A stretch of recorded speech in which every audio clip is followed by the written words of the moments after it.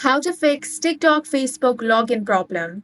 In this video, I will guide you how you can fix TikTok login problem with Facebook.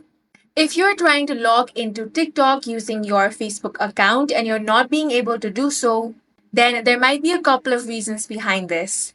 The first reason might be that you never linked your TikTok account with Facebook, but instead you might have used your Google account or maybe your phone number or email address. If that's the case, you can try to log in using those. But if you are 100% sure that you used your Facebook account, then what you want to do is open up the Facebook app on your device. If you don't have this application, head over to Play Store or App Store to download this. Then enter your Facebook credentials. After this, get logged into your Facebook account. After you have been logged in, open up TikTok. Now tap on continue with Facebook, then enter your Facebook credentials. Now you will have to wait for some time patiently. Then you will be able to successfully log into TikTok using your Facebook account. And that's it for this video. If you found it useful, make sure to hit the like button and subscribe for more videos like this.